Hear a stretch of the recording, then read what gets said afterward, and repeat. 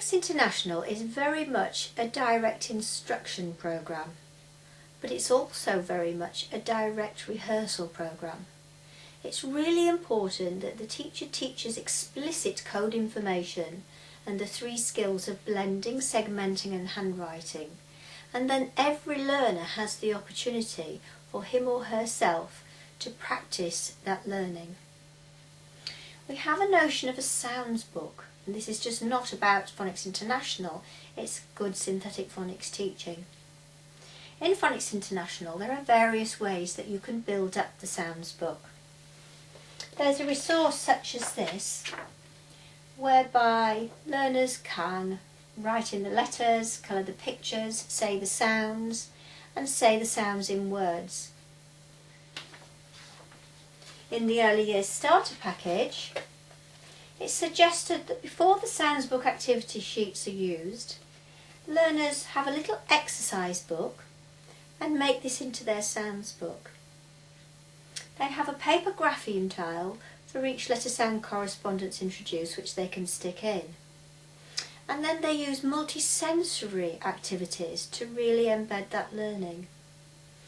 They can trace the letter shape while they're saying it, j, j, j. They can handwrite the letter shape in their book.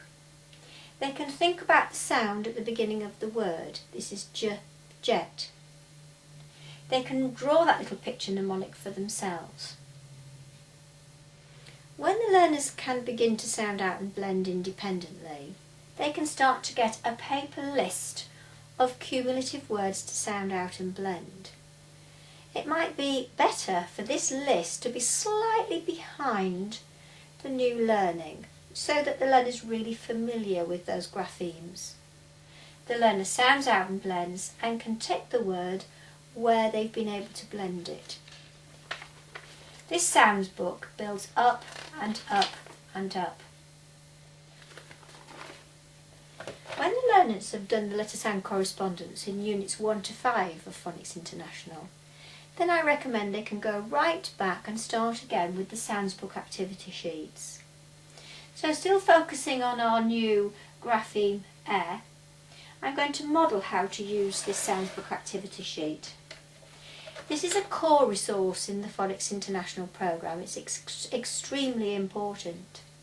And one of the reasons it's so powerful and effective is because it follows that pattern of new learning, cumulative words to sound out and blend, handwriting practice, of drawing a picture mnemonic, thinking about the sounds in words, and then doing the spelling activity on the folded up sheet.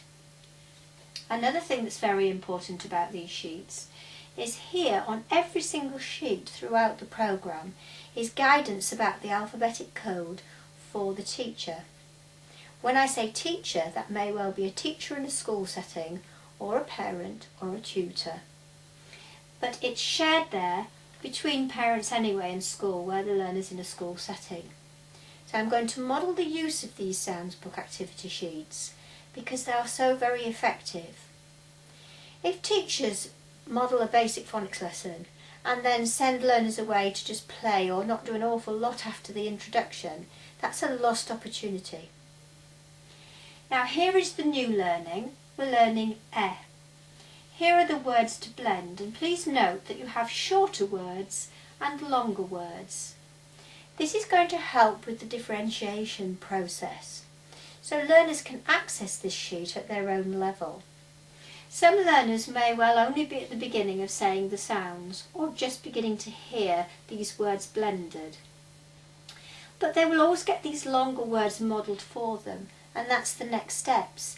And you don't quite know when the learner is going to be able to take that leap from a shorter word to a longer word. So this sheet caters for learners of all stages of learning. The learners sound out and blend independently, but some learners will require supervision and support to do that, but others can be entirely independent. As they've blended those words, if they don't understand the meaning, they can circle the word, so then the teacher can note and use that as an assessment point.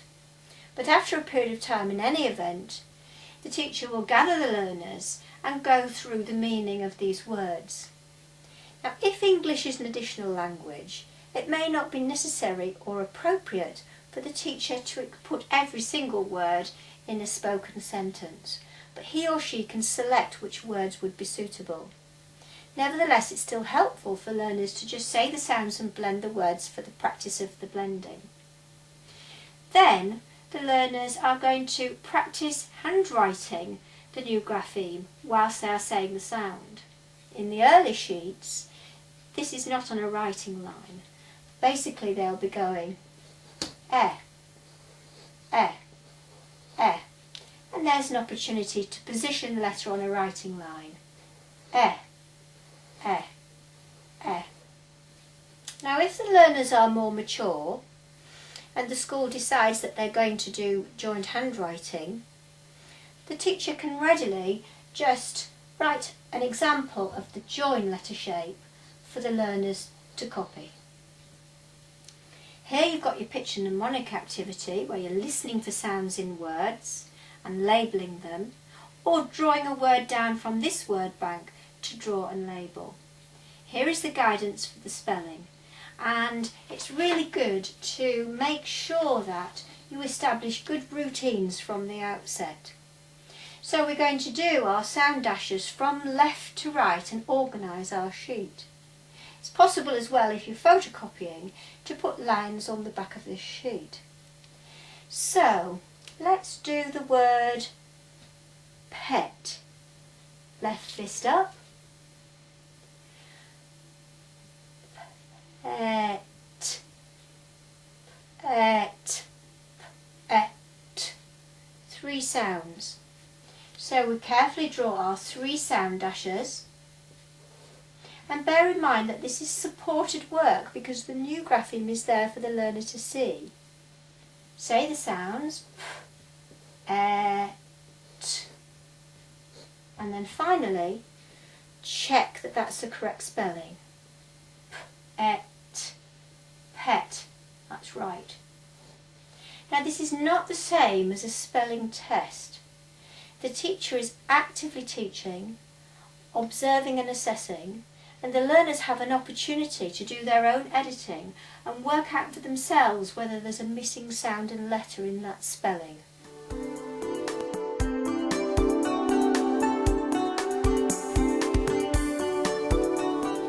Throughout the entire Phonics International programme, there's a comprehensive range of word level, sentence level and text level cumulative material. It doesn't take many letter-sound correspondences learnt to start to be able to put sentences together for real reading and real spelling.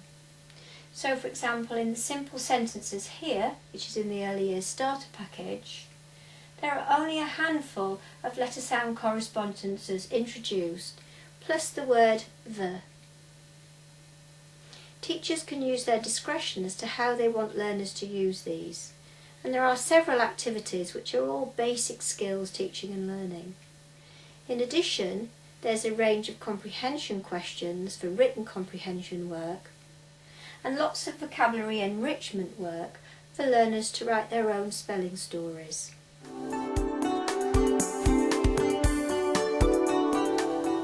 Finally, for a quick recap about the Phonics International programme. In the programme, we distinguish between teaching about the alphabet and letter names, and the alphabetic code and letter sounds. The programme is very, very flexible and comprehensive. It can be used as a programme to teach beginning reading, spelling and writing, but it can also be used as a spelling programme.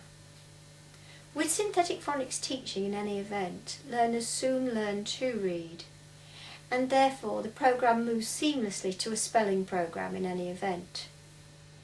Phonics International has 12 units of work which are colour-coded, and each unit of work has its own colour-coded web page on the internet, in which you'll find all of the resources for the graphemes shown in that particular unit of work.